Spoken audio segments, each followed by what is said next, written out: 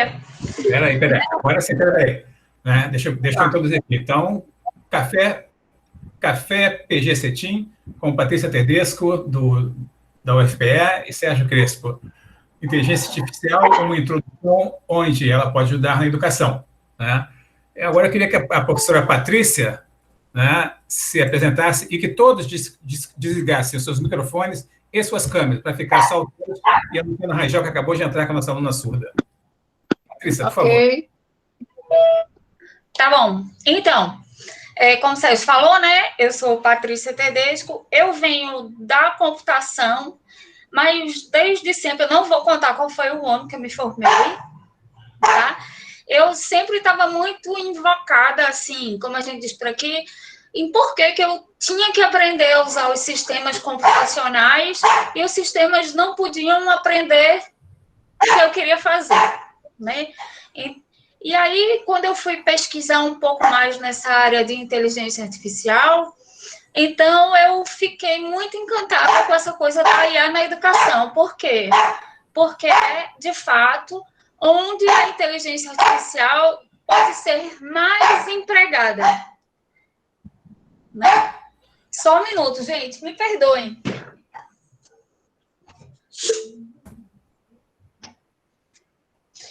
Tá? Então, eu fui tentar entender o que a gente precisava saber de IA, na verdade, para poder fazer os sistemas computacionais ajudarem a gente a aprender coisas. Né? E aí eu fiz o meu mestrado ainda na UFPE e depois fui para a Inglaterra trabalhar num lugar que era muito legal, que se chamava o Computer Based Learning Unit, né? É a unidade de aprendizado baseado no computador. E de lá para cá, eu continuei, assim, apaixonada por essa área, faço coisas nisso até hoje, né? Foi bem assim que eu e Sérgio nos conhecemos, né? Em como a gente podia usar as tecnologias para nos ajudar a aprender coisas, né? Onde que a gente podia fazer, os cuidados que a gente precisava tomar, e por aí vai, tá? E aí, estamos aqui.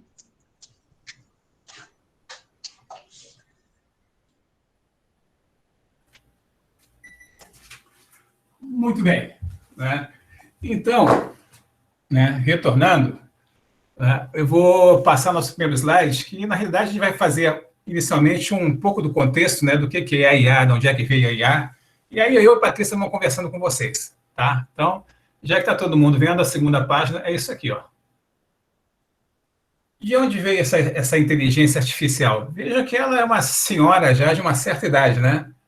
Iniciada em 1940, pesquisa em torno desta incipiente ciência, né, eram desenvolvidas apenas para procurar encontrar novas funcionalidades para o computador ainda em projeto.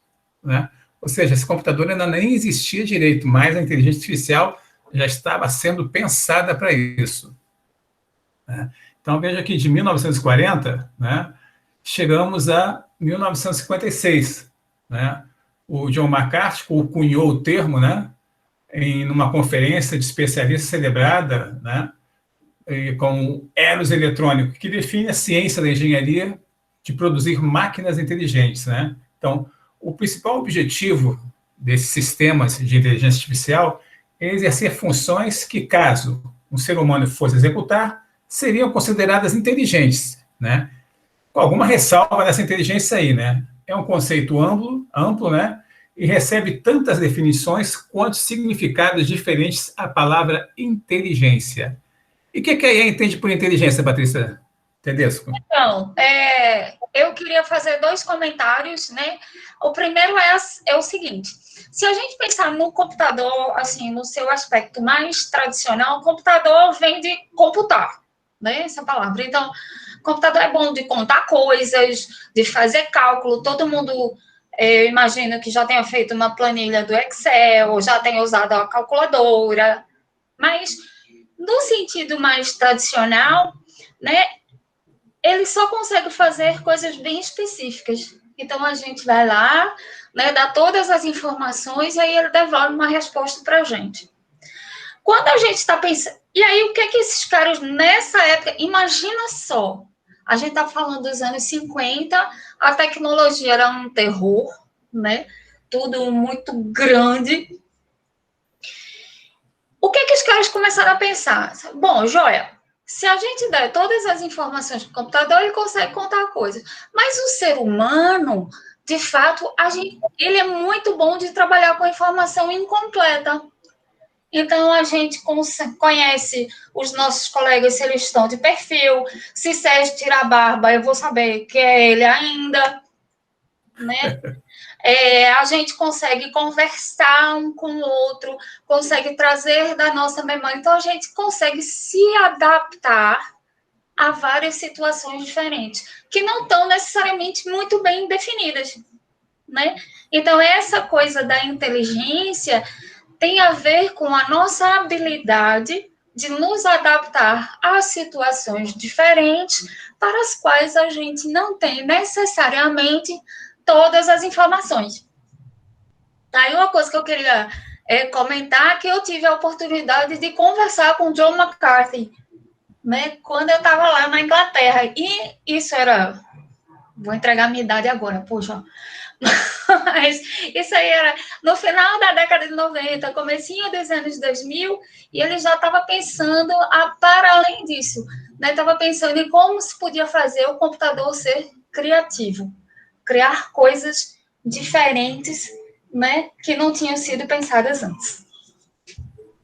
E também, refrescando a memória, né, o desenvolvimento da área começou logo após a Segunda Guerra Mundial, né, com o artigo Computer Machinery, inteligência do inglês, do famoso Alan Turing, né, que é considerado o pai da computação, né, se eu não me engano. E o próprio nome foi cunhado em 56, né? Exato. Depois, e nesse artigo aí, assim, ele propunha um teste, né? Que ele dizia que se o ser humano pode, por que o computador não pode? Né? E ele propunha que a gente seria capaz, né, de criar computadores que poderiam conversar com humanos e os humanos não iam perceber que era um computador. E aí, que fim levou esse teste? Aí vê, né? Bom, o que ele queria era um troço super ambicioso, na verdade, né? Porque a gente tinha que construir máquinas que soubessem entender o que o ser humano estava falando, né? Manter um fio de conversação durante muito tempo e envolvia aí processamento de linguagem natural, visão e por aí vai. Esse teste existe até hoje. Ninguém conseguiu de verdade mesmo passar nele, né? A gente tem o Loebner Prize, que tem a ver com essa construção de máquinas que conseguem conversar com as pessoas. A gente já melhorou bastante, mas conseguir enganar um humano por todo o tempo, ainda não. Mas eu queria frisar que, antes de tudo, a IA é software, né? É um sistema, é um software. Muitas vezes controlando o hardware, né? E muitas vezes controlando, né, até mesmo os computadores. E se é um software, ele tem que ser acessível e usável, certo? Né? Ter algoritmos bem construídos, serem testados, como todo software, do mais simples ao mais complexo. Então, eu posso dizer que o coração da IA são os complexos algoritmos que tem, justamente que permite com que o computador, né, simule essa inteligência que a gente está falando aqui, não é não, Patrícia? Isso, perfeito. Assim, que ele se comporte de maneira que pareça para nós inteligente. Né? Então, que ele consiga adaptar suas respostas a situações diferentes, a pessoas diferentes, e por aí vai. E veja que pelo simples fato de ser um programa de inteligência artificial, se você não pensar em ele ser acessível e usável, ele também tem pouco uso, apesar de ser inteligente. Né? Vocês pensam na dificuldade que o cadeirante tem de entrar num banco qualquer e retirar seu dinheiro. Né? A altura do totem é muito superior ao que ele consegue enxergar do teclado. Então, isso ergonomicamente é uma falha gravíssima, né? Porque você não vai fazer a cadeira do cadeirante subir, né? Mas você deveria ter algum tipo de de monitor que permitisse ser flexível o suficiente para que ele pudesse girar o monitor na sua direção e poder executar as funções, né? Muitos cadeirantes são obrigados a levar adultos ou crianças para que digam o que está acontecendo ali no teclado, né? Exato. Uma outra situação nessa mesma linha que o Sérgio está falando são os nossos celulares, né, que tem os touchscreens e muitas vezes pedem para a gente, né, fazer esse movimento aqui para ampliar uma determinada figura, ou clicar e segurar para arrastar. Alguém que tem problemas motores, por exemplo, vai ter muita dificuldade de utilizar esse tipo de interface. Exatamente. Né? E não foi projetado para tanto, né? Exatamente. Vamos seguir o baile aqui. Áreas de aplicação da inteligência artificial. Olha só, ela se mexe praticamente em tudo que a gente quer fazer. Né? É uma das áreas mais metidas que eu conheço por aí. Certo? Então, jogos e brinquedos eletrônicos, robótica e automação industrial, verificação automática de software, ou seja, para dizer se o software está mais certo ou menos certo, né? Otimização e controle de processos, do tipo permitir com que o caixeiro viajante faça o menor percurso, né? E gaste menos gasolina para entregar suas mercadorias, faça com que o carteiro lá na China tenha que caminhar menos para entregar suas cartas, né? Processamento de linguagem natural, ou seja, né, você fala e o computador entende. Às vezes ele entende no meio do jeito dele, né? Mas na maioria das vezes ele até que entende, né? A Siri, né, do iPhone é muito atrevida às vezes do que você pergunta, né? Banco de dados dedutivos, né? Ou seja, são grandes massas de armazenamento de dados que conseguem fazer dedução, né? Consegue tirar conclusões ali em cima, né? Aprendizagem, planejamento e escalonamento de tarefas, né? Ou seja, né, como é que eu vou escalonar o raio da minha grade de horários? Né? Por mais simples que seja, isso é um problema muito complexo computacionalmente para resolver. Reconhecimento de faces, de voz, de cheiros e sabores. Você imagina o que é a máquina chegar e dizer que olha que cheiro bom, né? Olha que gosto que tá essa feijoada, né? Mas deve ser alguma coisa possível. Patrícia, fala um pouco sobre isso aí, por favor. Então, voltando aí para essa história, né, pegando um gancho das meninas, eu acho que foi da Cláudia e da Lu, né, da história do vinho, a gente tem trabalhos, por exemplo, do reconhecimento da safra do vinho pelo cheiro, né? E aí é bem legal porque faz essa combinação do software e do hardware. Tá? Jogos e brinquedos, né? Eu, assim, não sei se vocês gostam de jogar, mas eu gosto. Né? E se a gente pegasse, e eu sou, de novo, vou entregar minha idade aqui agora. Eu sou da geração Atari, e depois a gente começou a ver os jogos, na verdade, que tinham determinados comportamentos que eram fáceis de você identificar. Né? Hoje em dia você pega um jogo feito Assassin's Creed, por exemplo, os próprios personagens têm comportamentos autônomos, né? Então eles te surpreendem e se adaptam a você, né?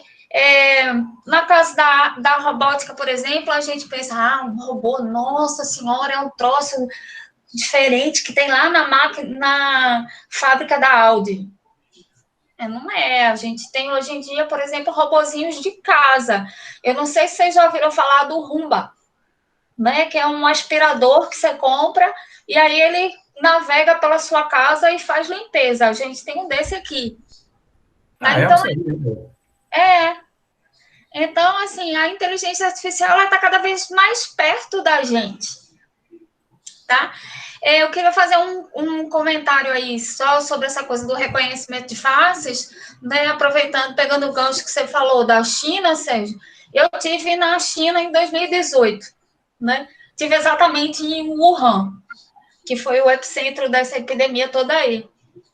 E aí, quando a gente desce do avião, os caras passam a gente por uma máquina de processamento, né, de imagens, então eles fazem o seu reconhecimento facial.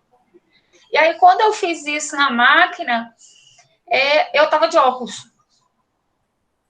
E aí, quando eu cheguei lá no oficial da imigração, eu tinha tirado o óculos. Aí ele olhou para mim, olhou, aí fez assim, quero confirmar. Disse para mim, bota o óculos. E aí me deixou passar. Tá?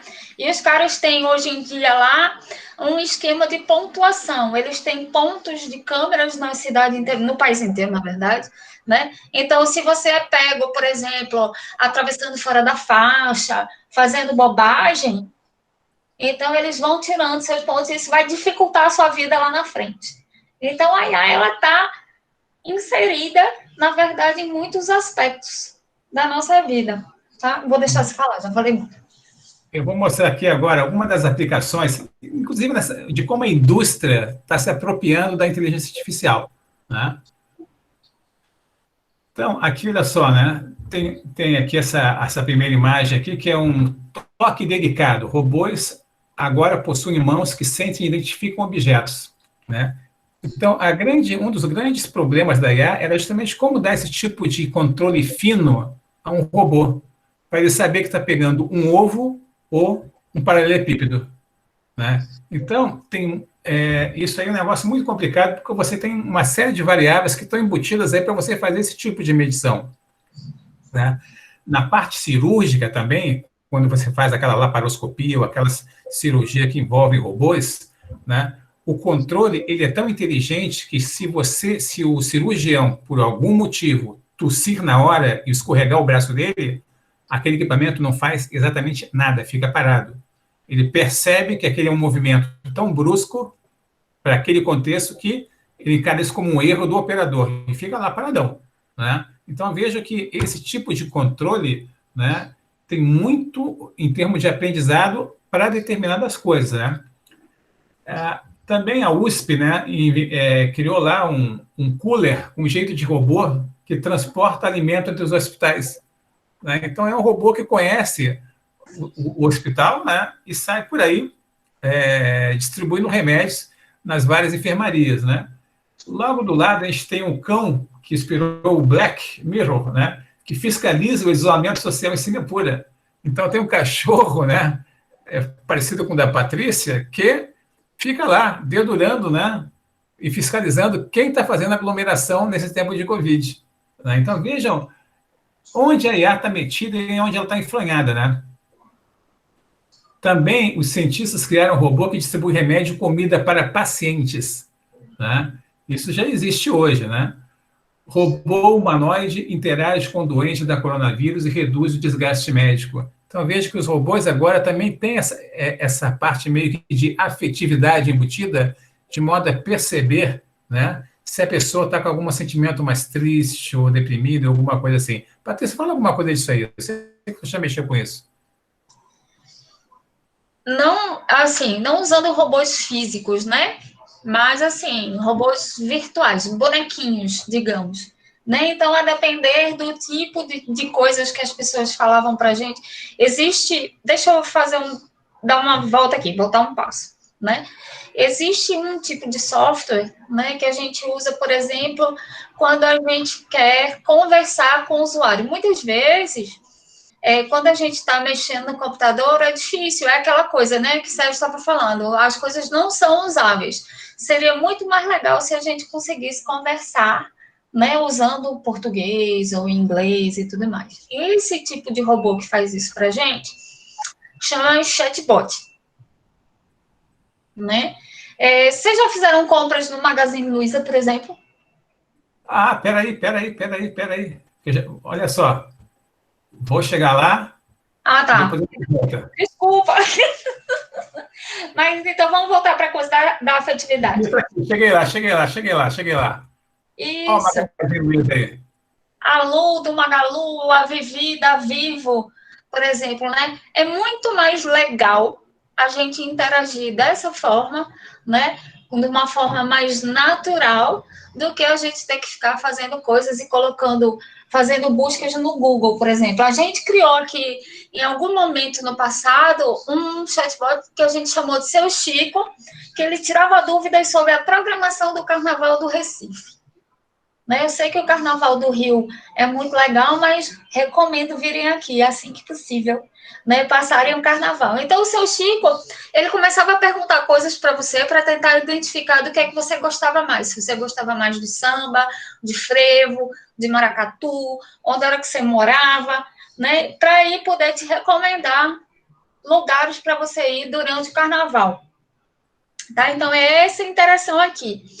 Quando a gente está pensando em educação, por exemplo, e se a gente está, como a gente está nesse tempo de coisas remotas, né? A gente fica muito isolado dentro de casa, né? Então seria muito legal se a gente pudesse, ao invés de esperar que o professor tenha tempo de olhar qual é a minha dúvida, se eu pudesse conversar com um robozinho que me esclarecesse algumas coisas, que me lembrasse, por exemplo, de que tem uma tarefa, que me perguntasse por que eu estou tão distante, que faz tanto tempo, talvez a gente conseguisse engajar os nossos alunos melhor. Olha só que legal essa telinha aqui do tal do robô Ed. Ele diz assim: olá, que bom que você veio. Meu nome é Ed, estou aqui para ajudar na preservação de energia e de outros recursos naturais. Sobre o que você quer conversar? Aí eu perguntei: quem é você? Né? Aí ele disse: eu sou o Ed, um robô, vim de outro planeta com a missão de ajudar a preservação de energia e outros recursos naturais. O que você quer conversar? Aí logo em seguida eu fiz outra pergunta para ele, né, que está aqui. Eu perguntei para ele: quem sou eu? Ele disse: olha, você é você, claro. Aí ele me perguntou: e você sabe quem eu sou? Aí eu fiz outra pergunta para ele. Ele disse: onde fica o Brasil? Aí o robô respondeu: o Brasil fica na América do Sul, ué. Aí eu perguntei: onde vive o Papai Noel?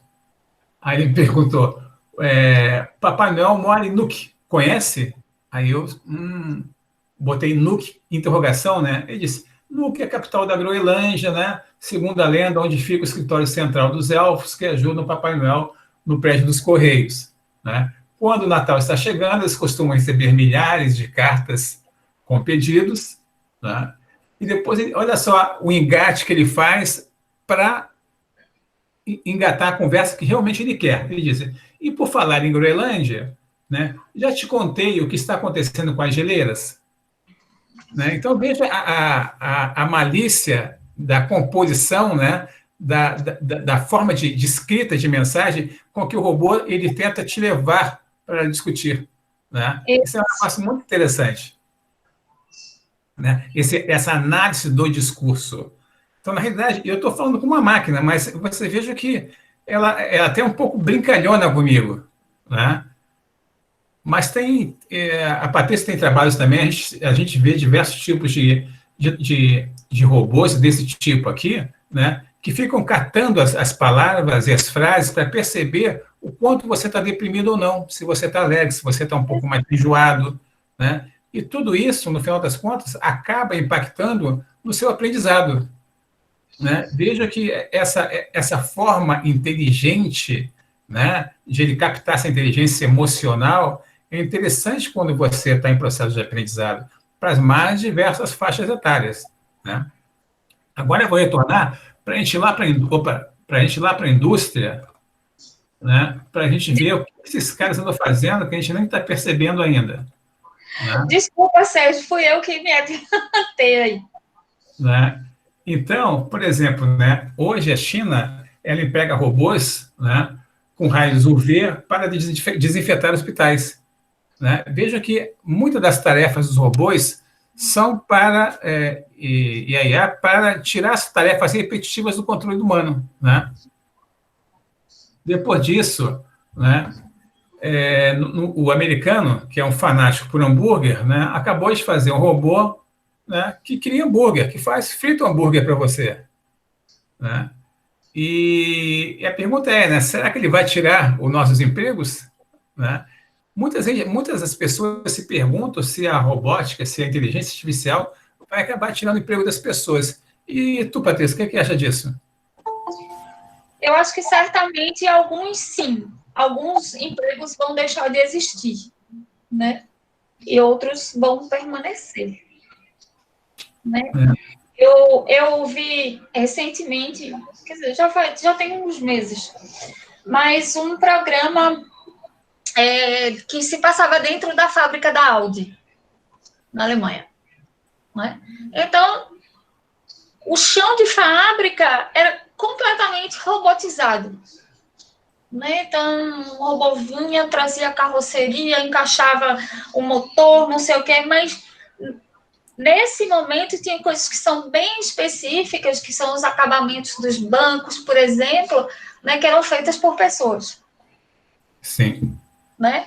E isso, assim, a gente vai ter que se reinventar. Eu acho que quanto mais a gente trabalha com os humanos, né, mais a gente vai permanecer. Então, coisas como criatividade, né, o professor, ele não acho que o computador, né, vai tomar um emprego da gente, né, mas tem coisas, tarefas que são repetitivas e que são tarefas de precisão, elas podem ser feitas por robôs e por inteligência artificial mesmo. E tarefas, às vezes, até perigosas. Você está mostrando aqui a coisa da cobra robô, né? Quando caíram lá as torres do World Trade Center, lá atrás, em 2001, né? Os caras levaram robôs, porque você tinha tanto lixo ali, tantas coisas tão perigosas que os robôs foram na frente, né? Para depois os bombeiros e policiais, sei lá, né? O pessoal do resgate conseguir passar. E aqui do lado a gente tem um robô aspirador mais inteligente do que o da Patrícia, porque esse voa sobre os degraus. Eu queria saber se o teu voa, Patrícia, mas esse voa. Não, voa não. Né? Mas esse robô voa, então ele deixa toda a casa limpa. Né? A gente também tem, né, que os robôs impulsionam, né, o desenvolvimento intelectual das crianças, né, na medida em que você consegue embutir aí diversos tipos de conhecimentos, né, do tipo matemática, física, química, nesses legos da vida, né, de forma que você cria robôs que fazem diversos tipos de atividades, né, com os mais diversos tipos de conectores. Teve um aluno indiano que ficou muito impressionado de como era caro uma impressora Braille, né? Então, ele, com 14 anos e um Lego, ele produziu a primeira impressora Braille, né, com esse tipo de dispositivo.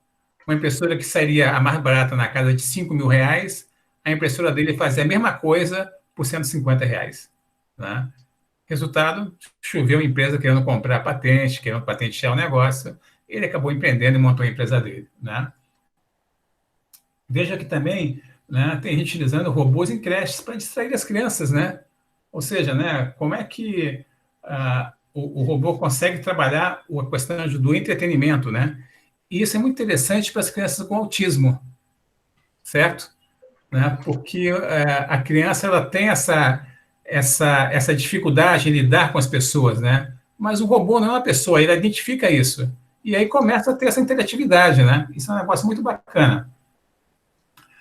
Outra atividade também, né, é um robô chamado Pequena Sofia, que vem ensinar habilidades para crianças do futuro, né? E aí a gente tem diversos tipos de robôs que estão aí, por exemplo, nas escolas primárias da Finlândia, né, ensinando língua primária finlandesa, né, uma série de atividades que talvez a gente não tenha mais a paciência nem a habilidade para fazer, né? Mas os diversos tipos de robôs, hoje, inclusive, tem robôs que estão com tecnologia para sentir dor, né? E o que é uma dor, né? Como é que a gente consegue definir a dor, né? Se todo mundo sente dor, mas a definição é um negócio muito importante, né? Agora, um robô que consegue expressar que está sentindo dor, ele tem diversos tipos de uso, por exemplo, na medicina, certo? Né? No aprendizado do médico, que não precisa estar lá espetando errado um ser humano normal, mas vai espetar errado o robô vai dizer, olha, está me doendo, né? Exatamente. Por sua vez, né, a gente tem também a inserção da IA, aí uma IA forte, né, dentro dos sistemas de computação, tais como matemática e o Maxima, que são softwares matemáticos que conseguem resolver equações de extrema complexidade como se fosse um matemático fazendo. Né? E ainda te explica como está fazendo toda essa resolução de equações. Claro que eu não vou utilizar uma matemática com uma criança do ensino fundamental 1, né? Mas se alguém conseguiu criar, né, um algoritmo inteligente para fazer esse tipo de coisa, com certeza eu poderia adaptar isso para atender à necessidade do ensino fundamental, por exemplo, ou não? Sim, claro que sim.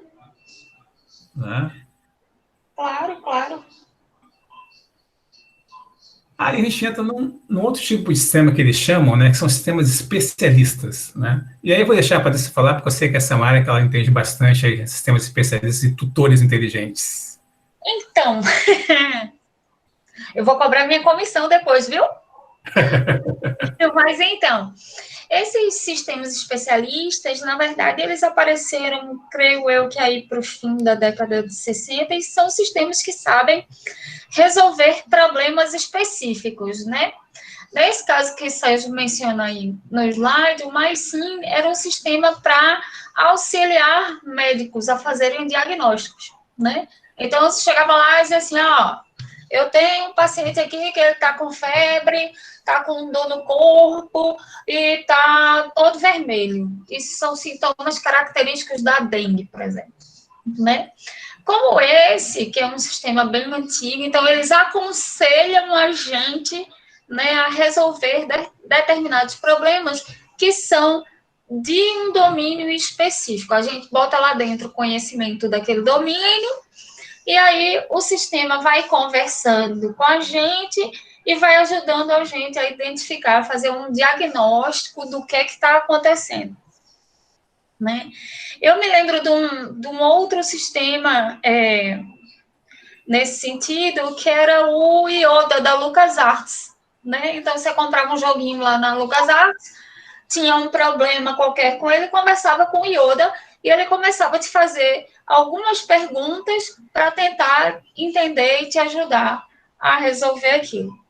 Tá? Então, esses sistemas, eles são para a gente resolver problemas do dia a dia, do problema do meu jogo, do meu computador, né? Daquilo que está acontecendo.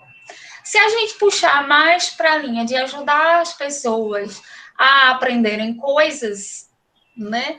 Então, a gente cai na história dos sistemas tutoriais, ou sistemas tutores inteligentes, né?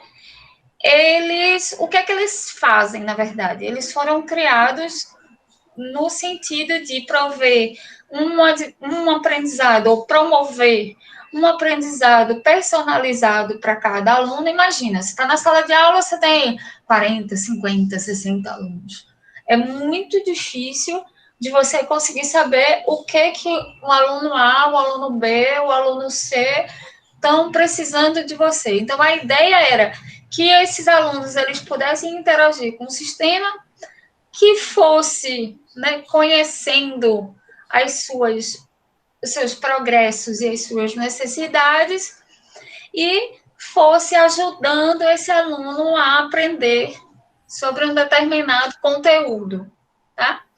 E para isso, né, o que esse sistema precisa ter, ele precisa saber que conteúdo que ele vai ensinar, precisa saber, né, como que ele vai sugerir o que o aluno deveria aprender e como ele vai, na verdade, diagnosticar onde esse aluno está no seu percurso e ele vai guardando informação sobre esse aluno. É isso que está aqui no slide, né, que a gente está chamando de modelo do estudante, nada mais, nada menos é do que as informações que o sistema conhece de você. Inclusive, existem nesse tipo de sistema muitas coisas de negociação mesmo, né? Então, o sistema diz, eu acho que você não sabe esse determinado conteúdo.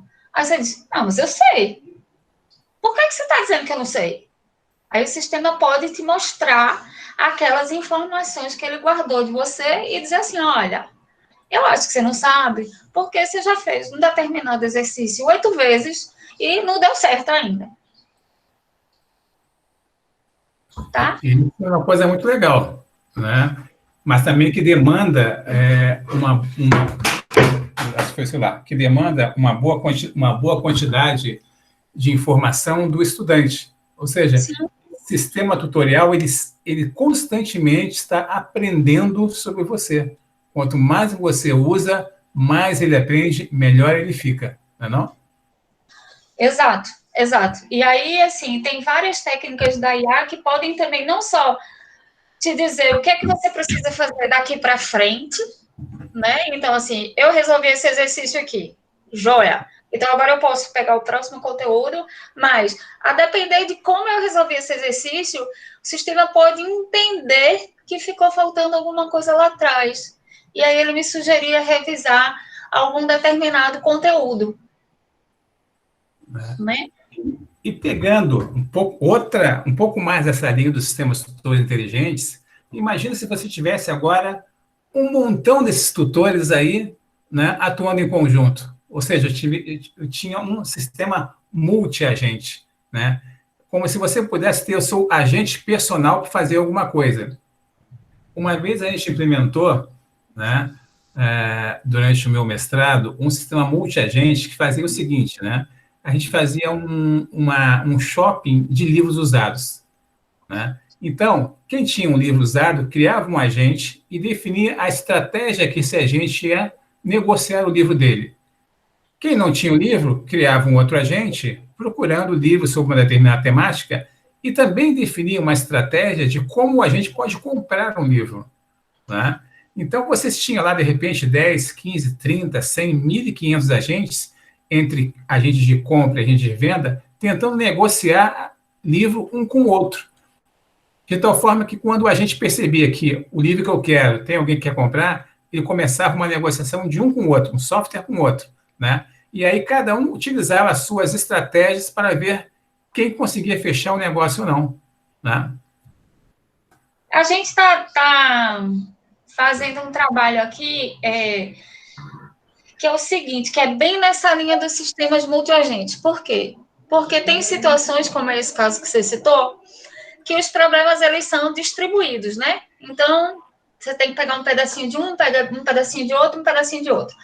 Imagina, por exemplo, que você está todo mundo aqui, eu imagino, já botou seus materiais no YouTube, criou o grupo do Facebook, né, para ver o que é que os alunos estão fazendo. Então, imagina que eu tivesse um agente desse acompanhando o meu aluno para saber o que é que ele estava fazendo, e aí eu conseguisse perceber se que ele tivesse uma determinada dificuldade, e aí eu podia perguntar aos outros agentes que são responsáveis pelos outros alunos da turma, quem poderia ajudar. E aí o agente B lá diz, tranquilo, vou falar com o fulano que ele vai te ajudar. E aí faria essa recomendação para os dois. Né? Então, a gente pode pensar em problemas, né, em sistemas multiagentes também para acompanhar a aprendizagem, especialmente em tempos de mocks, de redes sociais, onde os nossos alunos estão espalhados e conectados ao mesmo tempo em locais que são bem diferentes da sala de aula.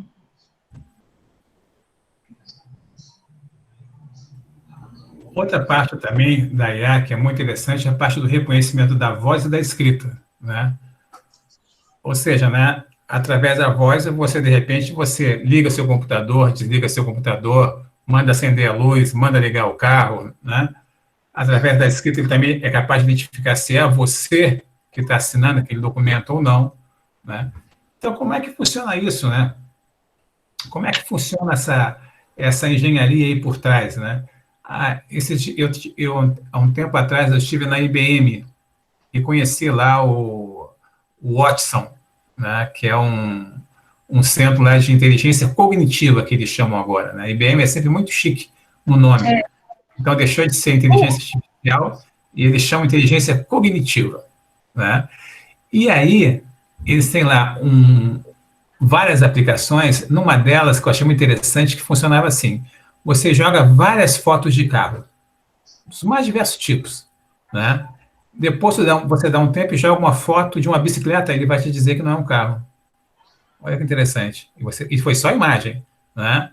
Se você jogar depois um monte de fotos de bicicletas, né, e puser uma de carro, ele vai dizer que aquilo ali não é uma bicicleta. né? Então, existem assim, ó, para você brincar com IA, né, e brincar no bom sentido, você tem que ter um embasamento matemático muito forte, não é não, Patrícia? Com Né? certeza.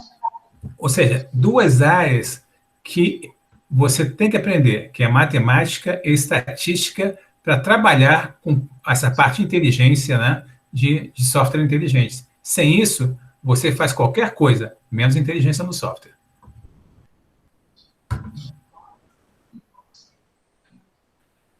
Exato. Também, Só voltando a essa coisa do reconhecimento da voz, tinha alguém aqui falando no chat do Alexa, né? sim, Funciona exatamente assim como você estava falando. né, às vezes eu tenho um iPhone, né? Então, às vezes eu tô conversando, estou falando com alguém, e de repente a assistente Siri já começa a se manifestar dependendo das frases que eu falo, né? E Exato. já quer me assessorar e recomendar alguma coisa, né? Aí tem que dizer, fecha Siri, né? Porque senão fica comprometida. Teve uma situação bem engraçada, assim. Eu troquei de carro o ano passado. E aí, em algum momento, eu dei carona a uma amiga, né? E a gente estava falando. Aí eu estava falando de como foi, não sei o quê, tá, tá, tá. Eu tenho uma Kicks hoje, né? Ninguém estava com o celular ativado. Ninguém procurou nada no celular. Mas eu estava conversando que eu estava gostando da Kicks, por isso, por aquilo outro. Quando foi no outro dia, ela descobriu o Facebook dela e tinha um monte de anúncios de Nissan Kicks. Ou seja, o Google percebeu, o assistente escutou o que a gente estava, identificou que a gente estava falando da Nissan Kicks e apareceu para ela. E aparentemente o celular não estava desligado, né? Não, mas assim, a gente não fez nenhuma coisa. Tive um aluno que a gente trabalhou com um sistema de recomendação também, e ele é assim, bem desenvolvedor, escovador de bits, como a gente diz aqui. E ele descobriu a API do assistente da Google, que permite você descobrir o que é que o Google sabe de você. E ele disse que ficou escandalizado, porque ele pegou conversas dele com a esposa dele na mesa do café da manhã, por exemplo. Hoje, para você ter uma ideia, a Google é capaz de dizer para todo mundo quais são os trajetos que vocês fazem diariamente. Exatamente. Se você não desativar isso, o agente inteligente da Google fica mapeando e ele é capaz de dizer para você, com uma margem de erro muito pequena, quanto tempo você vai levar de onde você está ao seu destino e qual o melhor dia e horário para você fazer isso. De tanto Exato. que a gente conhece. Né? Então, aí tem bastante coisa de inteligência artificial também. A IA Exato. está muito metida hoje também na saúde, né? Ainda mais com essa parte do Covid. Então, os algoritmos de inteligência artificial estão rodando aí a todo vapor, utilizando máquinas grandíssimas para manipular uma infinidade gigantérrima, né, de dados sobre essa doença, né? Então, a aplicação na área da saúde, né, é muito grande nessa área da inteligência artificial, desde interpretação de radiografias, tomografias, né, auxílio na confecção de exames, na identificação de algum componente bioquímico e as suas correlações, né, tudo isso os algoritmos de inteligência artificial fazem para você, né, como sequenciamento de DNA, uma série de coisas. Não sei se a Patrícia tem algum exemplo nessa área. Nessa linha, assim, de direto de análise de imagens e de diagnóstico, não. A gente está fazendo um trabalho que é em parceria com o governo de Pernambuco, né, trabalhando em cima dos dados do Covid para predizer o que está acontecendo, que vai acontecer. Então, onde é que o governo deve se preocupar mais, o que é que vai acontecer no interior, e por aí vai. Então, para isso, a gente se baseia, né, nos dados que a gente já tem e faz as previsões para o futuro. Isso é bem interessante. A gente descobriu umas coisas assim não muito agradáveis, digamos assim, né? Mas a gente consegue predizer quais são os níveis de casos e de óbitos que vão acontecer com bastante precisão. Agora, uma coisa interessante é que às vezes você tem um software de IA que ele é especialista, por exemplo, em fazer bolo, né? Então você põe ali uma série de informações de como fazer um bolo. Mas se você perguntar para ele como faz feijão ou como se faz um arroz, ele não sabe responder, né? O software de IA, geralmente, ele é muito especializado num determinado tipo de conhecimento. Ele é treinado para ser bom naquilo. Pois é. Porque resolvedor genérico de problemas mesmo, assim, bom mesmo, é o ser humano, né? É verdade, né? Né? O pessoal da IA, quando começaram lá atrás, na década de 50, né, estão fazendo um resgate daquilo que a gente já falou, o povo foi muito megalomaníaco, né? Queria construir softwares que iam resolver qualquer coisa no meio do mundo. Aí deram com os burros na água, lógico, né? E tiveram que voltar. Então, durante muito tempo, eles começaram. A IA foi se quebrando em várias áreas, como a gente viu, né, na apresentação. Então, durante muito tempo, a gente trabalhou com domínios bem pequenininhos, e aí depois a gente conseguiu sair dos laboratórios e começar a fazer coisas mais úteis. Mas, até então, né, com foco em domínios específicos. Vocês vejam que a IA, em termos de indústria, é um negócio muito interessante, né? Até um pouco atrás, a empresa Boeing praticamente foi à falência por um erro de software, né, que tinha uma certa inteligência e tirava o controle do piloto, não oferecia o controle ao piloto, né? Então, faz muito pouco tempo, eu acho que até agora, essa linha de aviões está parado, porque vocês imaginam o que não tem de software inteligente dentro de um avião para levantar voo e fazer aterrissar. Pois é. Tenho até medo, não gosto nem de pensar nisso. Né? Outra coisa também que eu acho interessante, né? Onde tem, Sérgio, também muita coisa de IA é na indústria automotiva, né? Com certeza. Então, tem esses carros, por exemplo, né, que estacionam sozinhos, meu sonho de consumo, né? Tem os carros da BMW, que você toca no seu relógio, o carro vai, chega no shopping, toca no relógio, o carro vai se estacionar, quando você quiser, ele vem te buscar de volta. Né? Vale a pena. Vai demorar esse carro para chegar aqui, né? Para chegar aqui, meu filho. E na área do direito, será que tem espaço para IA? Tem, claro que tem. Você estava falando aí do Watson, né? Então, assim, a gente fez uns trabalhos aqui com um escritório de advocacia, por exemplo, e eles estavam contando que tem muita coisa que eles chamam de contencioso, né? Então, quando eles fazem lá os pedidos, montam os processos, e aí isso dá muito erro, muitas vezes, porque as pessoas constroem tudo do zero. Então, tem a IA para montar os processos, tem a IA para descobrir se tem jurisprudência ou não, né? Qual é a melhor linha de argumentação, né? Catar as coisas. Então, e assim, existe a IA no direito, e é uma área que está bem ativa mesmo. O Watson ajudou muito nisso, na minha opinião. Então, na realidade, hoje você vai ter a IA no direito para criar os processos e, de repente, você vai ter a IA também no advogado de defesa, que é para saber como é que ele Exato. leva o cliente, né? Exatamente. E tem uma coisa que me veio agora. Eu estava conversando com o Geber, que é um professor de IA daqui, né? E aí ele tava fazendo uma disciplina de ética. Né? Muito importante isso. E aí ele estava me contando, ele disse, Patrícia, ó, a gente tem hoje sistemas de IA que fazem uma conta lá, e na hora que você é condenado, eles dizem, por exemplo, se você vai ter uma pena maior ou menor, porque eles acham que tem uma determinada probabilidade de você reincidir ou não. Né? Então, eles ajudam ao juiz, né? Que é a história da dosimetria. Mas nesse caso, esse específico que ele estava me relatando, o sistema não explicava o porquê. Ele só dizia, esse cara aqui, em vez de ter uma pena de 10 anos, tem que ter de 15. Uma outra coisa importante também é que vocês vejam que, na medida que vocês têm sistemas inteligentes que tomam atitudes por você, né, aí entra a questão da ética na inteligência artificial. Exatamente.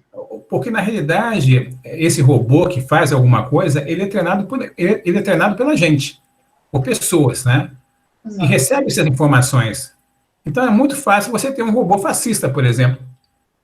Né? Sim. Um robô racista, que detesta negro, por exemplo. Né?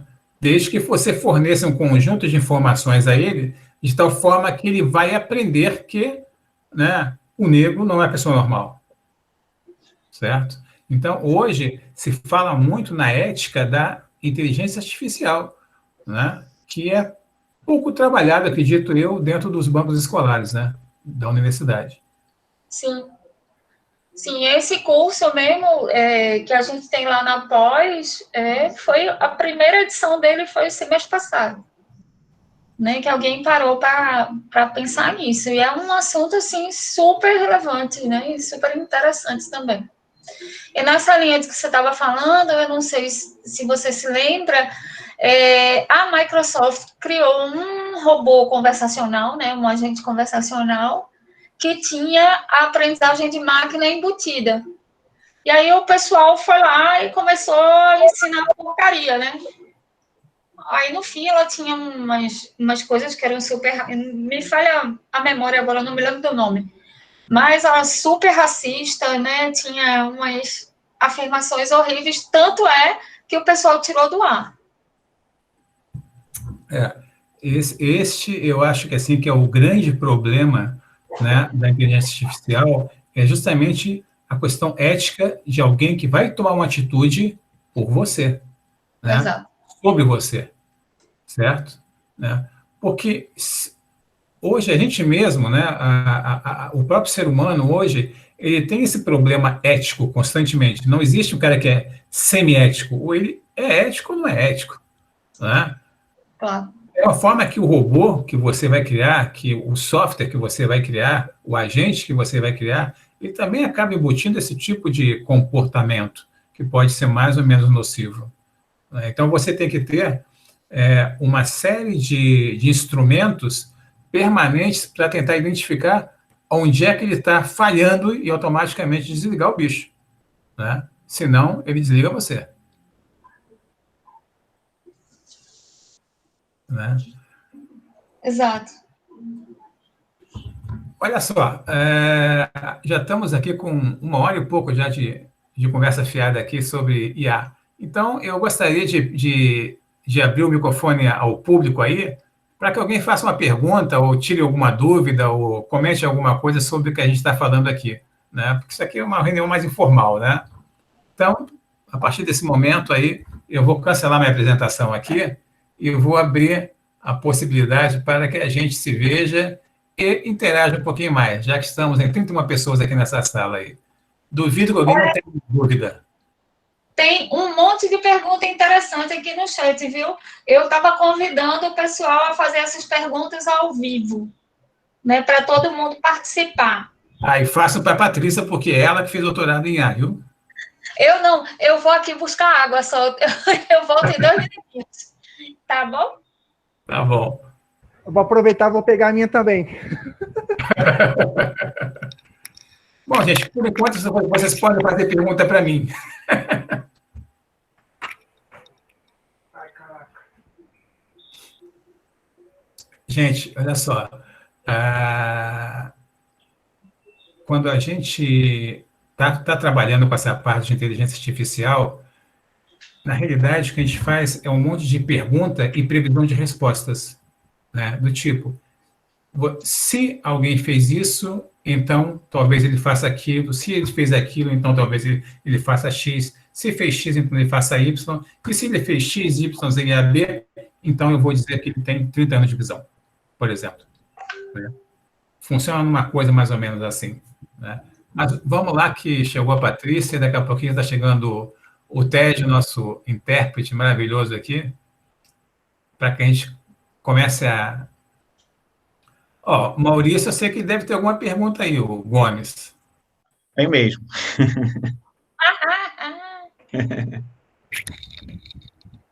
Desculpa, gente, voltei. Então, Maurício, começa aí. Sérgio, primeiro parabenizá-los aí, muito bacana, e o assunto vai longe, né?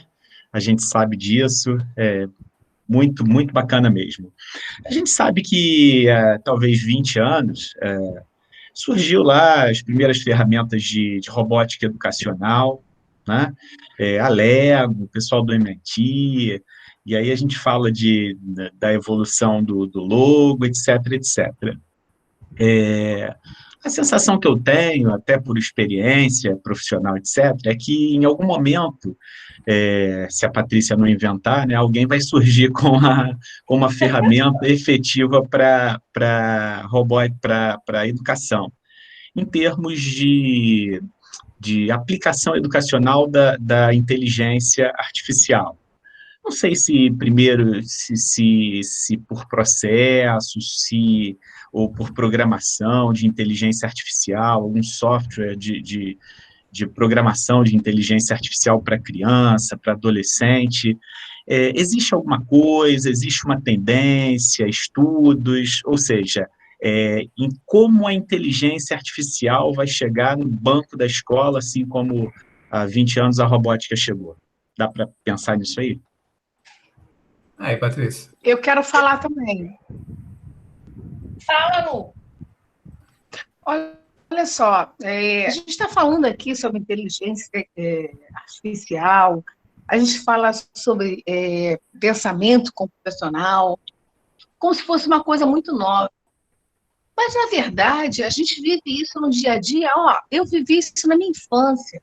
Só não tinha essa terminologia, toda essa formatação popular amarelinha, com todo esse pensamento, com essa lógica. A gente está achando tão difícil pensar sobre isso, mas a gente já viveu tanto na experiência. É difícil agora botar isso, pensar, fazer o pensamento computacional. Aí fica tudo complicado, né? Na hora de refletir. Eu acho que a gente tem... Eu penso isso, não sei. Estou errada? Olha só, eu vou responder do Maurício. Acho que a gente pode ir jogando aí, Patrícia, né? Beleza. Vou começar do Maurício. Mas o que acontece, né? Quando eu comecei a trabalhar com IA no mestrado, né, foi um mestrado, a Patrícia não sabe, mas foi um pouquinho na área de IA, na parte de agentes. Né? Eu trabalhei com a ideia de agentes, assistentes inteligentes. Né? Usava regra de produção, aquela coisa toda. Né? Mas o que eu percebo, né, é que já foi o tempo que a gente era obrigado a fazer no MOOC, na mão, os algoritmos cabeludérrimos, hiper difíceis, para fazer a coisa funcionar. Hoje, nós temos grandes corporações que já têm tudo isso embutido. O próprio Watson da IBM é isso, é um ambiente que tem todos os algoritmos dos mais complexos que já estão embutidos e você não tem nem que saber como é que essa máquina funciona. A única coisa que você precisa é enviar informação e ter previsão do que sai. Não é não, Patrícia?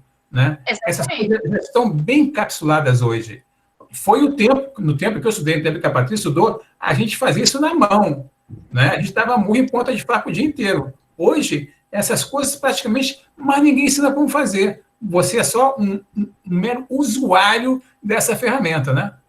E tem, assim, esses algoritmos, eles estão prontos. Se você for um desenvolvedor em Python, por exemplo, né, que é uma linguagem que é super simples de usar e que eu gosto muito, você olha lá, e esses algoritmos eles estão todos prontos. Aí você importa o algoritmo lá, dá os dados e funciona. Só complementando, né, para o Maurício, né? Isso. Então, essa área de inteligência artificial aplicada à educação, ela existe desde os anos, sei lá, 70, 80, né? Quando os computadores pessoais eles começaram a aparecer, então essa coisa que Sérgio levantou aí dos sistemas tutoriais inteligentes, eles já estavam lá.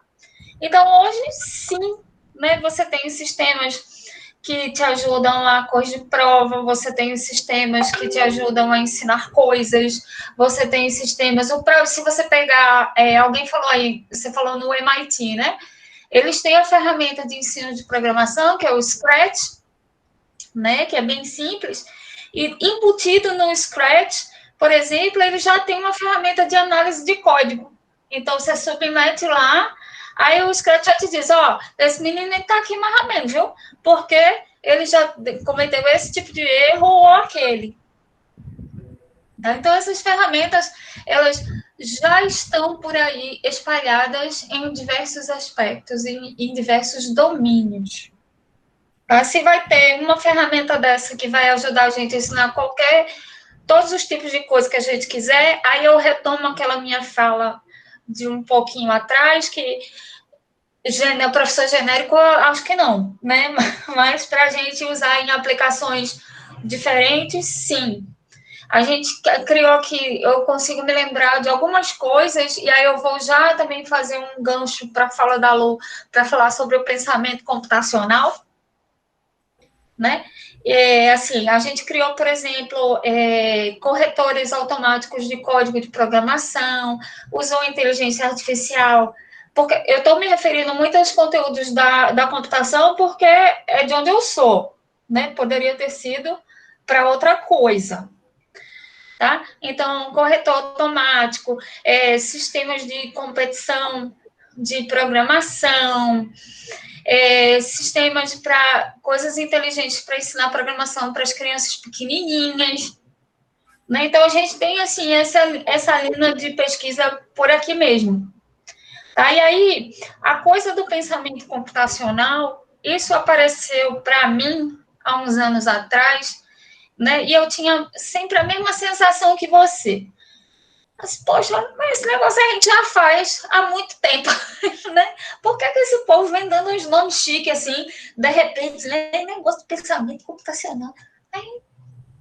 Mas aí eu me dei conta, né? Isso aí foi, talvez mesmo pelo meu background da computação, que pensamento computacional é um troço que vai para além da criação de algoritmos, né? Pensamento computacional é essa habilidade que a gente tem de resolver problemas. Então, a gente não precisa, de jeito nenhum, estar ligado no computador. Né? Então, tem coisas lindas, assim, para ajudar a gente a resolver os problemas, com música, por exemplo, com livros, né? Eu tenho uma aluna de doutorado, quer dizer, eu tinha, né? Eu te disse não, né, Sérgio, que a Roselma defendeu? Não, nem me convidou. Foi triste. Convidei o Leandro dessa vez. Aí, ela criou um negócio, ela fez um livrinho, um livro-jogo. Não sei se vocês já pegaram algum desse tipo, né, que tem para estudar matemática, por exemplo. Né, que você abre assim, levanta, tem a tarefa para você fazer, depois você faz. E no caso da gente, ela montou um livro com 11 lições, né, 11 atividades, que a gente chamou de Sertão.bit. Né? Então, contava a história de Lampião Júnior e Maria Bonitinha, e aí Lampião Júnior ficou agoniado porque soube que Padre Cícero tinha dito que o sertão ia virar mar.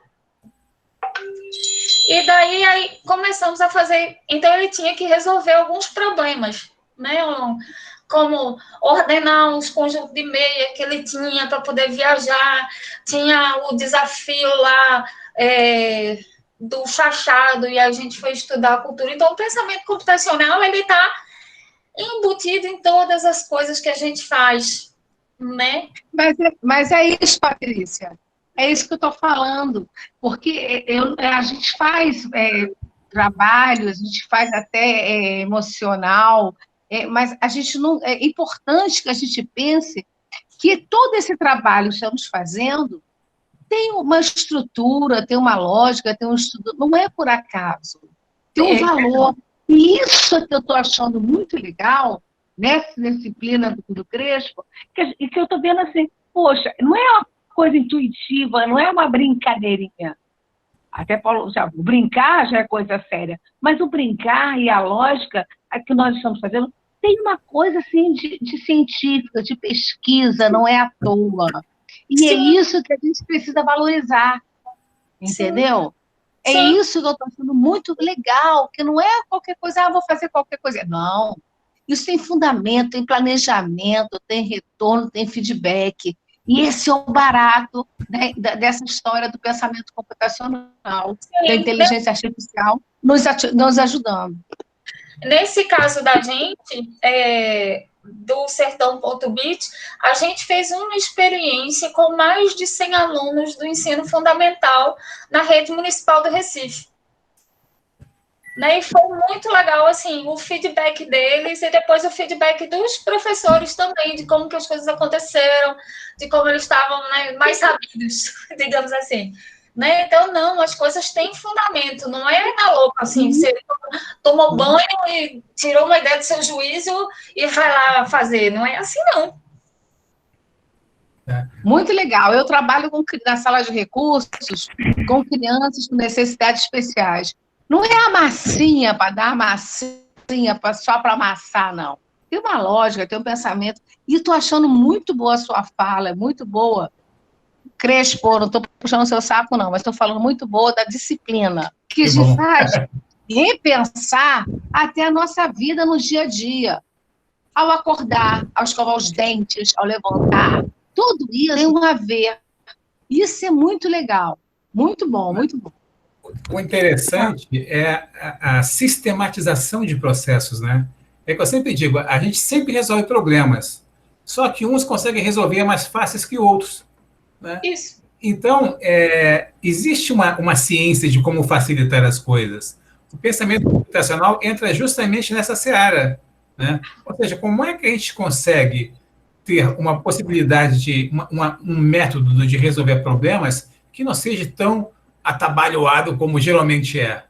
Né?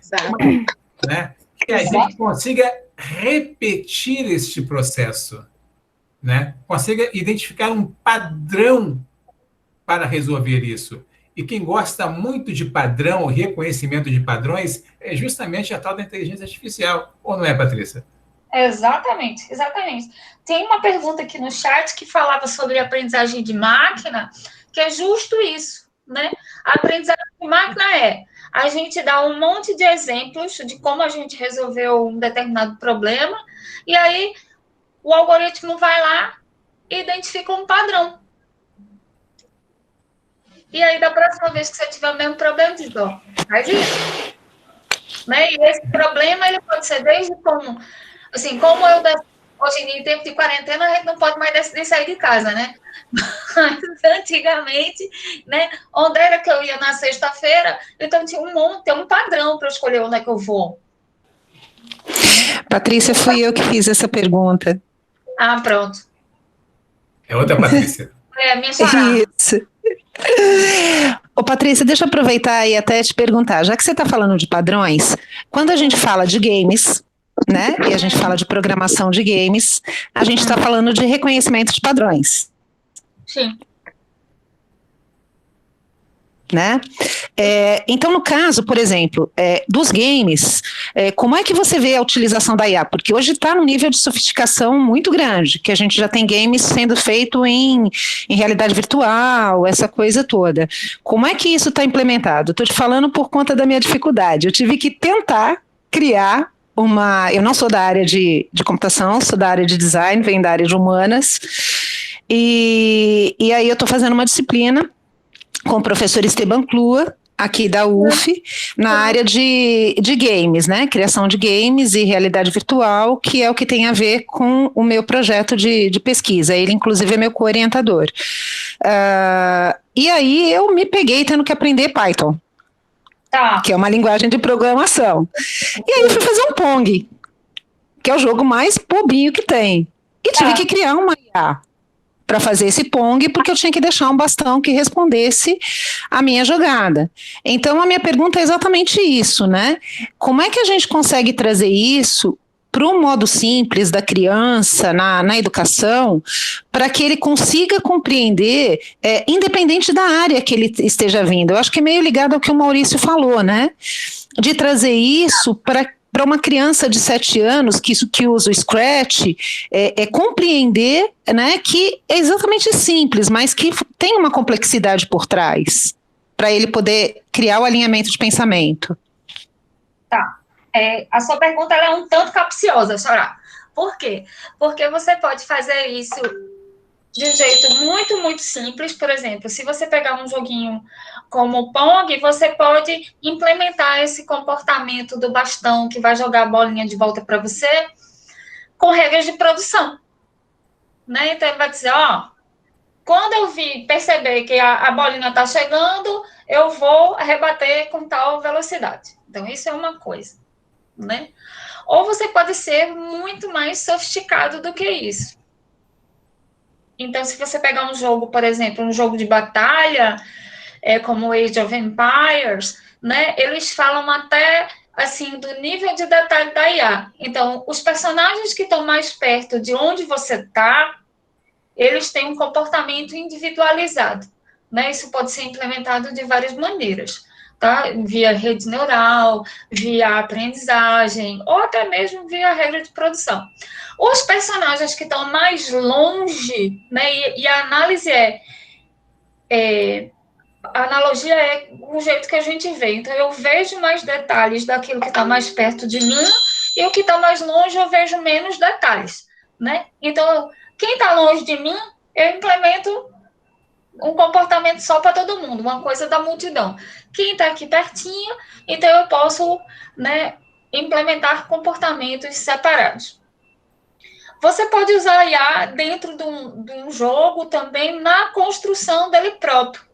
Né? Esses jogos que têm caminhos infinitos, por exemplo, né, você pode usar a IA para fazer isso. E tem um trabalho, eu participei da banca aqui há uns anos atrás, que os meninos fizeram isso. Eles coletaram, né, dados de muitos jogadores e montaram uma IA para ir montando o cenário do jogo ao longo do tempo. Então, ele mesmo fez isso.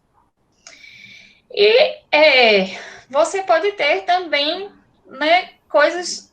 Se você pegar um jogo feito Assassin's Creed, né, eu falo dele porque eu acho lindo, né?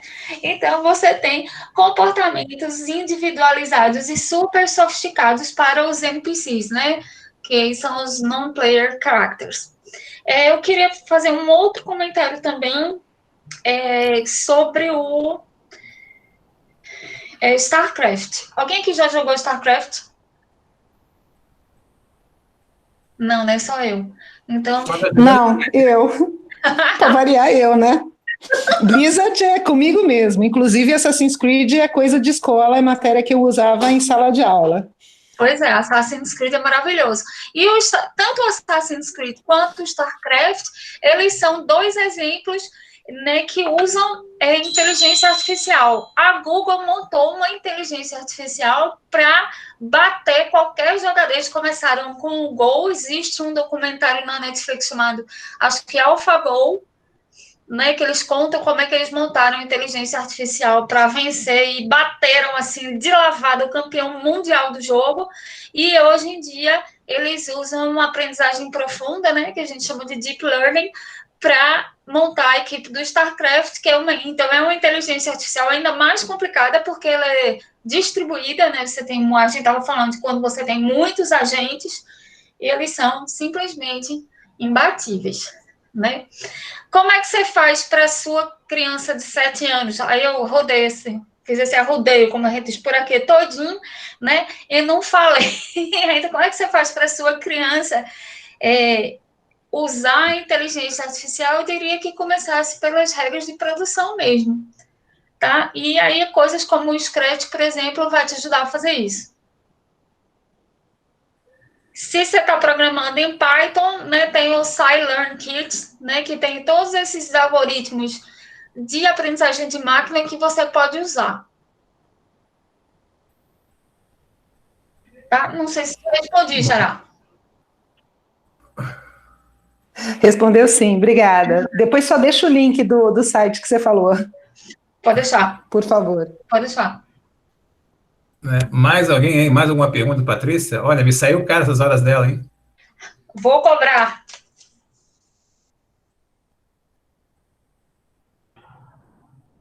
Mas nada, sempre que tiver um papo desse bacana, pode me chamar que eu vou ter o maior prazer de vir.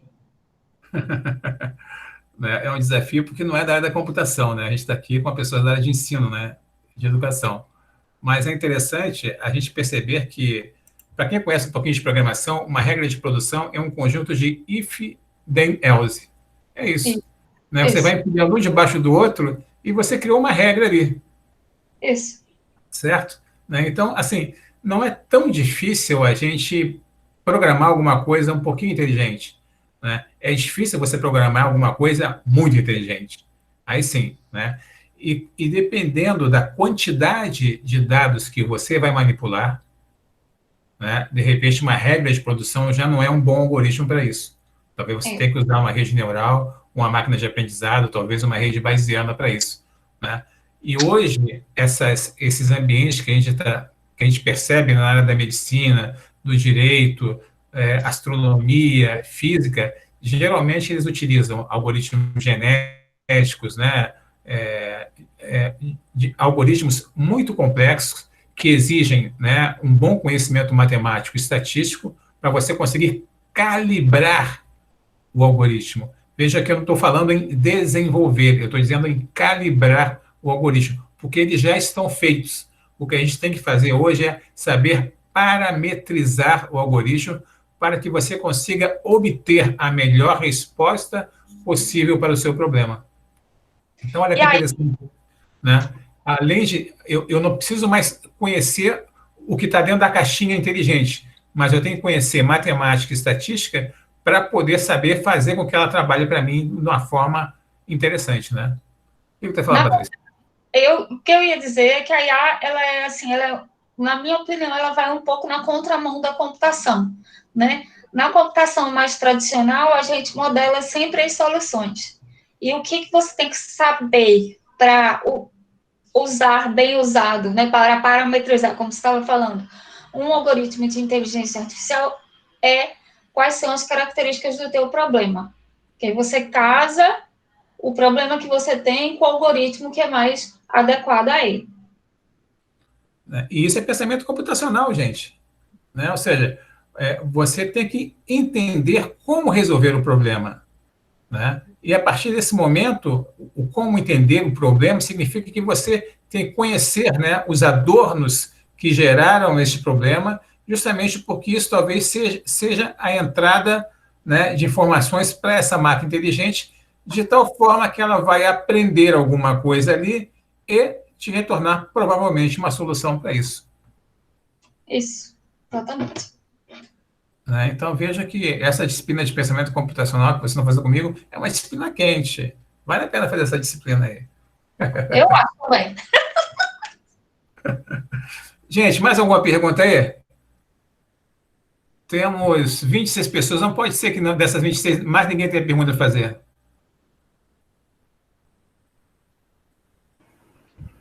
Olha que daqui a pouco eu vou dizer... Eu só queria... Fala, Marina. Eu só queria comentar mesmo, né, que eu sou um pouquinho leiga nesses assuntos, né? Mas eu sou de História, né, me formei na História. E a gente fez algumas disciplinas sobre... estágio mesmo, né, de trabalhar em escola e tudo mais. E aí, em algumas dessas disciplinas... os alunos, eles utilizaram jogos de RPG, né, para trabalhar a história, que eu acho, assim, muito interessante, principalmente para o ensino fundamental 2, né, Assassin's Creed, porque já tem alguns personagens históricos, então é muito legal pegar esses personagens para poder... Inclusive, eles modelaram toda a Catedral de Notre Dame, né? E os caras foram buscar, quando teve um incêndio, eles foram buscar o Assassin's Creed para rever como era que podia seguir a restauração. Continua, Mariana. Então, é muito legal, né? Só comentando mesmo como que funciona essa quebra de paradigma de que o jogo torna o pré-adolescente, o adolescente violento e tudo mais, né? Como é que ele pode ser uma ferramenta super interessante e lúdica, né? Porque muitas dessas crianças, crianças não, desculpa, né? Pré-adolescente, ensino fundamental 2, eles, assim, ficam entediados com aula de história, então é uma ótima maneira da gente puxar a atenção deles para a história, né? Para a matéria. Massa. Cláudia, teu irmão não vai fazer pergunta, não? Não sei. Ele me deixou maluca, Ele gente. está aqui de espião. Porque a gente fez um trabalho sobre avaliação e eu, no meu mundo da escola, falando de BNCC, estratégias, até comentei no nosso grupo, né? Aí vem ele com a aplicação do Watson para criar um perfil do aluno. Cadê? Não sei se o Marcelo ainda está aí. Estava aqui, sim. Para aplicar na sala de aula. Mas enquanto ele conecta aí, eu fico aqui pensando, gente, se a nossa realidade, o nosso chão de escola, né, Maurício? No chão batido da escola que a gente vive, a gente não tem recursos como internet, a gente não tem equipamentos para o professor, tudo que a gente consegue fazer de formação pessoal tem que ser por recursos próprios. Então, assim, me inquieta muito essa questão da evolução da tecnologia, ter vários pontos a favor, né, principalmente relacionados à inclusão, que é o que eu estou vivenciando bem forte agora, mas a gente não tem isso voltado para a educação, né, acho que faltam políticas públicas mesmo para investir o quanto nós poderíamos avançar em termos de humanidade, né, de acolhimento.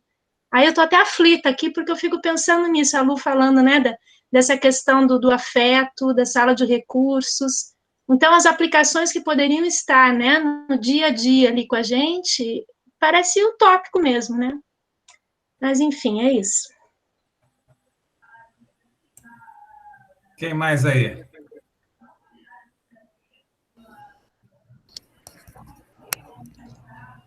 Mas, Cláudia, também um comentário, e professor Sérgio, apesar de concordar com isso que você acabou de falar, a gente tem recursos de baixo custo, e cabe a nós aprender realmente o uso desses recursos de baixo custo e a introdução disso, a computação desplugada, que também a disciplina está abordando. Existem caminhos de pensamento computacional e a gente tem estudado isso. Essa é uma abordagem muito importante para assim, eu trabalho em escola grande, com potencial financeiro, e que faz questão de trabalhar com baixo custo. Eu acho que esse é o caminho da computação educacionalmente falando, né? Eu não botei um slide aqui porque eu me esqueci, né? Mas era um robô feito de batata. Então, é verdade, a batata é um bom condutor, né? Então, você plugava na batata os componentes eletrônicos, né? E botava uma rodinha e a batata fornecia energia para... É uma pilha. A batata, na realidade, servia como uma pilha, né? E esse negócio andava, né? Muito interessante, né? Então, você programava um pouquinho do Arduino, por exemplo, né? Conectava alguma coisa na própria batata e esse carrinho saía andando, né? Tranquilamente, né? Então, veja, gente, né, que, claro, hoje a gente tem uma dificuldade realmente no chão de escola, né? Isso é uma verdade, né? Mas a gente também tem que se lembrar que, por exemplo, em 94, ninguém tinha internet, né? Eu me lembro que em 94 eu comprei o meu primeiro celular, né? Isso eu comprei porque eu consegui, dentro da COP, mandar minha inscrição para a Receita Federal, para dali participar do sorteio, eu ganhei o celular. Né? Um cebolão lá, bem, parecia um tijolo, mas era um celular. Isso em 94, gente. De 94 para cá, olha como, né, a tecnologia invadiu a vida da gente. Né? Hoje, em qualquer lugar, a internet é como respirar. Né? Não se admite mais hoje dizer assim, eu não tenho internet. Não, você tem internet. Você, às vezes, não tem o que comer, mas a internet você tem. Sabe? Então, eu acho que o nosso papel hoje é justamente, né, tentar identificar e ver como é que a gente consegue criar tecnologia de baixo custo. Né? Eu não preciso ter um Watson para ensinar alguma coisa na escola do ensino fundamental. Né? De repente, bastaria ter uma batata para fazer isso. Mas eu tenho que ter um certo domínio tecnológico, eu tenho que ter essa fluência tecnológica para compreender que um conjunto, que uma regra de produção, que é uma coisa simples de fazer, já configura um sistema inteligente, já configura alguma coisa que tem um pouco de inteligência, né? Eu não preciso ter um maquinão para dizer que agora eu posso fazer inteligência artificial. Não, você tem vários tipos de inteligência artificial, né? O que você tem que saber é exatamente qual o tipo que você vai utilizar de tecnologia de IA para resolver aquele problema ou aquele propósito que você tem. Puxando um pouquinho essa questão do escolar, né, das tecnologias, uma coisa assim que eu acho muito interessante, o que influencia bastante na educação, eu acho que é onde acontecem muitos debates relacionados à política, relacionados a diversos assuntos da rede social. Como que é interessante a gente também poder usar as redes sociais como uma ferramenta pedagógica, por exemplo, para o ensino médio, porque se você for ver, existem fóruns, né, fóruns políticos, de discussões políticas, discussões históricas, fílmicas, biológicas. Então, assim, dentro desses grupos, né, das redes sociais, a gente pode encontrar muitos compartilhamentos de informação que podem ser utilizados dentro da sala de aula. A rede social, as redes sociais em geral, elas ainda são tratadas de uma forma, as pessoas elas tratam elas de uma forma assim bem negativa o tempo todo, mas ela pode contribuir. Ela pode contribuir e muito assim dentro do processo de ensino-aprendizagem. Os memes, inclusive, se vocês forem parar para prestar atenção nos memes, os memes políticos, os memes históricos, quantas aulas de história, né, de sociologia, de antropologia, de cinema, estão por trás dos memes, né, porque os memes, eles são completamente pensados ali, né, quando esses dias mesmo eu estava falando com uns amigos, com um grupo, sobre o History Channel e a questão do programa do Aliens, e a gente começou a debater sobre a questão do History Channel, falar das pirâmides que foram construídas por aliens. Aí eu falei, eu vou procurar aqui um meme que tem no Facebook que refuta isso do History Channel utilizar aliens como construtores de pirâmides. Aí tem lá, assim, um meme. Como que antropólogos veem quando o History Channel fala sobre os aliens? Aí a cara lá, o History Channel, os aliens. Então, assim, você usa uma imagem, pega aquela imagem, aquele meme, e por trás desse meme você tem todo um desenvolvimento que você pode utilizar na sala de aula, gerar diversas discussões. Então, assim, é um espaço incrível, assim, eu acho que que pode ser muito bem utilizado. Vocês vejam, gente, vocês não têm noção da quantidade de algoritmos inteligentes que as redes sociais têm hoje. Claro. É muito. Né? Não é por acaso quando você entra no Google e pesquisa, eu quero comprar uma cadeira, eu quero comprar um computador. Né? Você simplesmente faz uma busca e, de repente, no teu Facebook já estão oferecendo, no Instagram estão oferecendo, no Twitter estão oferecendo, você recebe e-mails sobre isso. Ou seja, a rede social, né, das mais diversas, elas têm um tamanho de algoritmos de inteligência artificial tão grande que essas redes conhecem você melhor do que você mesmo, sem duvidar.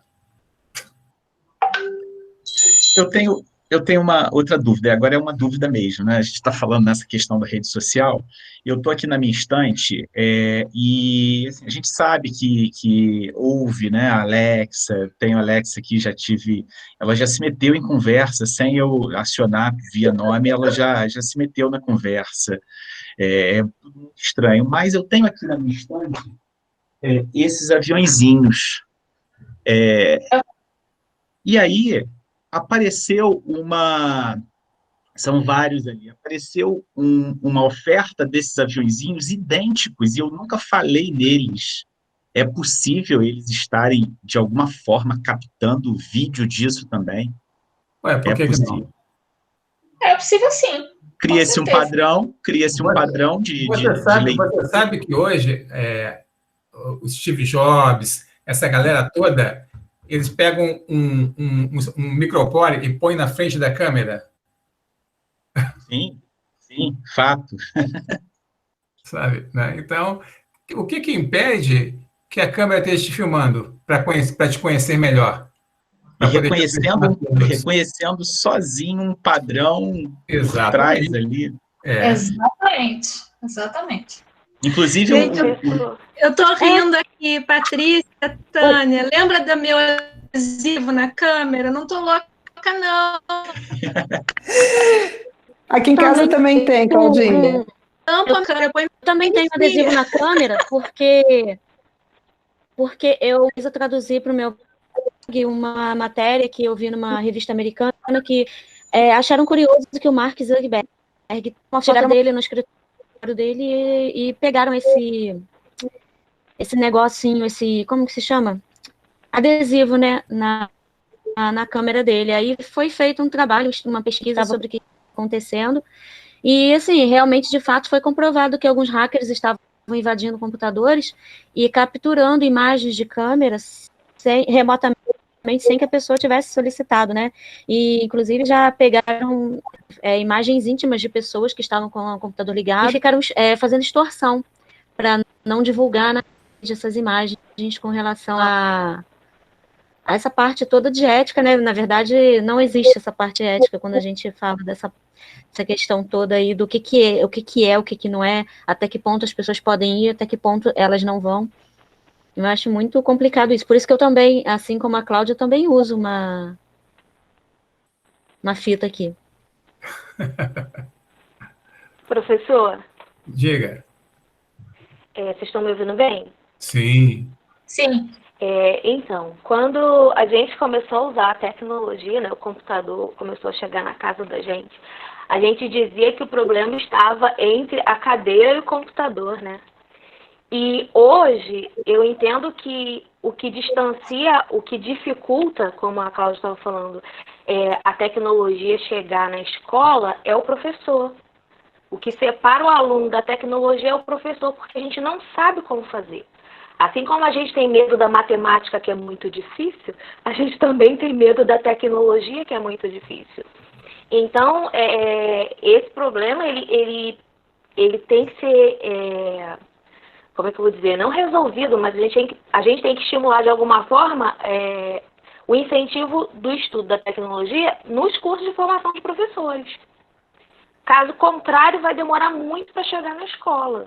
Porque os professores que estão lá dificilmente conseguem, né, como a Cláudia estava falando, a gente tem que pagar a formação, a gente tem que estudar à noite, sábado e domingo. Né? A gente não tem essa oportunidade e tempo de investir em formação.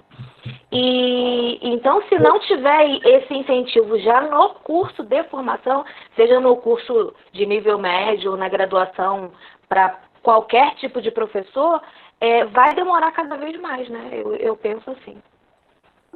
Mas olha que negócio interessante isso, hein, Patrícia Tedesco. Isso é verdade, né? Mas vocês já repararam que com essa quarentena, os professores estão obrigados agora a correrem atrás da tecnologia? Com certeza. Né? Eu tenho um sobrinho de 10 anos, por exemplo, que as aulas online voltaram aqui no começo de abril. Aí, no primeiro dia de aula dele, aí eu perguntei, e aí, Pedro, foi legal a aula? A resposta dele para mim foi um inferno. Se a professora estava com dificuldade da tecnologia, um monte de menino gritando, é difícil de gerenciar essas coisas. Né? Mas o que eu percebo é que agora, com essa pandemia, né, e com esse novo normal, vai ser mais importante, mais premente que o próprio professor se atualize, senão ele não vai conseguir trabalhar, sabe? Não vai ter que dar um jeito agora, não tem, acabou, sabe? É uma nova onda que chegou, né? Que vai nos empurrar agora a que o profissional de educação ele tenha mais essa fluência tecnológica, que até então era meio né, lá largada no cantinho, né? Vai ter que ter, até porque, assim, o novo normal, ele vai ser híbrido, na minha opinião. Né? A gente vai ter que misturar as coisas e vai ter que tirar proveito de muita coisa, inclusive gratuita, que tem por aí. Sim, eu acho que uma das grandes coisas que a gente... um dos grandes benefícios é justamente a nossa perda de tempo em deslocamento. Né? Com certeza. Que você já se deu o trabalho de fazer a conta de quanto tempo vocês perdiam se deslocando de um lugar para o outro? O quanto desgaste físico, emocional, dinheiro, tempo, tudo para conseguir fazer isso? Né? Hoje você vai conseguir fazer isso de casa. Né? Imaginem se hoje não existisse a Covid, eu conseguisse pagar a passagem para a Patrícia, para ir lá para a UF, eu teria que me deslocar daqui para a UF, todo mundo, todos vocês, talvez não conseguissem estar lá presente hoje para assistir isso aqui, para discutir, para bater um papo. Exatamente. Né? Então, essa nova era tecnológica, né, ela vai nos obrigar, de alguma forma, com que a gente se capacite justamente para poder exercer a nossa profissão. Essa é a verdade. Essa é a verdade, né? Fala, Marina.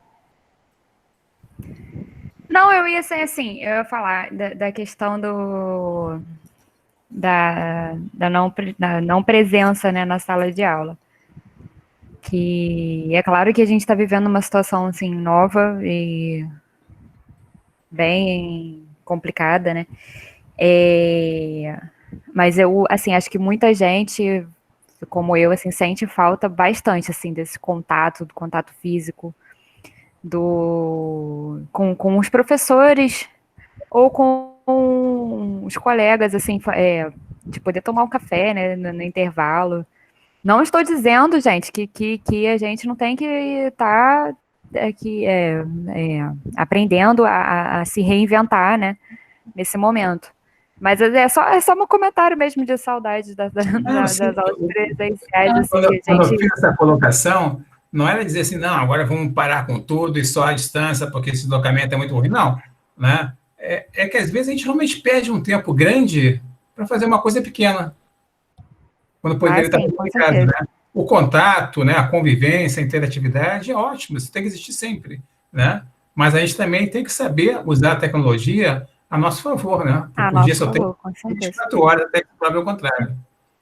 Eu queria fazer dois comentários, pegando aí gancho na fala da Marina e do Sérgio. Né? Sim, a gente tem que se apropriar da tecnologia, mas isso vai fazer também a gente ter que repensar as nossas práticas, né? Eu estava falando no começo que eu faço uma especialização em tradução, e aí a professora da manhã ela passa 4 horas apresentando um PPT. É horrível. É verdade. É horrível. Na sala de aula isso já é horrível. Remotamente pior ainda. Até porque ela tem um problema com Nossa Senhora da conexão perdida. A conexão da casa dela é horrorosa. Então, olha... Então, a gente tem que pensar em como é que a gente pode promover a interação, o que é que a gente pode fazer de ser curto, né, com atividades pequenas. O que você estava falando aí, o negócio das redes sociais, dos memes, né? O que é que a gente pode fazer para ajudar? Isso é uma coisa que eu faço bastante, por exemplo, na minha sala de aula, porque meus meninos aqui, né, todo mundo anda pendurado com o notebook e o celular. Todos têm. Eu vou dizer aos meninos que não olham o celular, não posso, é batalha perdida. Então, eu comecei a falar a meu favor. Né? Então, quando eu boto uma pergunta disparadora, pega esse dispositivo maravilhoso, tecnológico que você tem na mão e vai procurar uma resposta. Aí dou um tempinho para eles, depois a gente vai discutir. Aí a gente finda, assim, tendo uns mind maps bem legal, eles botam as coisas no Google Classroom, sabe? Do que eles acham. Então, funciona bem. Quanto à coisa do olho no olho, né, do café, eu também acho um barato. A gente tem lá no CIM uma prática que é o café com bolo. Né? A gente andou virando um centro grande, nós somos quase 100 professores, e às vezes a gente não se vê. Então, a gente estabeleceu o café com bolo. Toda semana tem um dia, que é um dia variado, para a maior parte das pessoas poderem ir, né? E aí a gente se vê, troca ideia. Então, isso faz muita falta, né? Nesse momento. Então, o que a gente tem feito, né, para diminuir um pouco essa saudade que a gente tem? Aqui a gente faz um café virtual, às vezes então usa o Meet ou o Zoom, né? Eu faço uma vez por semana com meus amigos mais próximos, a gente faz um vinho virtual, né? Cada um na sua casa. Então, assim, é a coisa da gente usar a tecnologia ao nosso favor mesmo, né? Para diminuir as distâncias um pouco. Essa coisa do tempo que você gasta, só para vocês terem uma ideia, assim, eu moro a 12 quilômetros da UFPE. 12. Eu já passei 2 horas para chegar lá, presa no trânsito, né? Então, quando eu estou em casa, isso me ajuda, eu estou mais confortável, faço as coisas no meu tempo e não fico mal-humorada de estar presa no engarrafamento.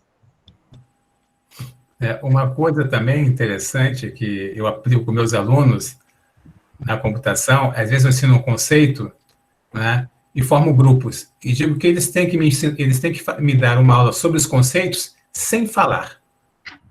Então, eles não podem falar. Então, eles têm que inventar alguma coisa, né, para representar, usando o corpo deles, recortes de papel, jornal, alguma coisa, para falar sobre o conceito. É extremamente divertido, extremamente interessante ver como é que a criatividade deles tem que aflorar para falar sobre o conceito sem poder usar a fala.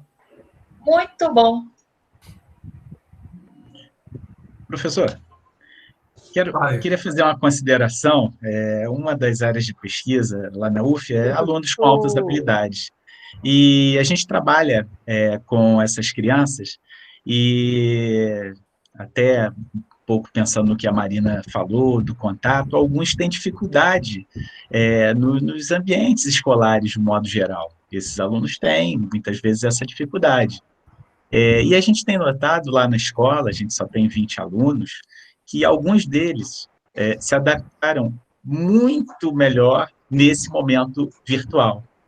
Então, o que parece ser uma dificuldade para um, né, por vezes é uma facilidade para o outro. São crianças, e aí eu estou falando de criança que não lia e escrevia, estou falando de criança de 7 anos, com uma inteligência para a área de mecânica, para a área de eletrônica muito boa, mas que não escrevia.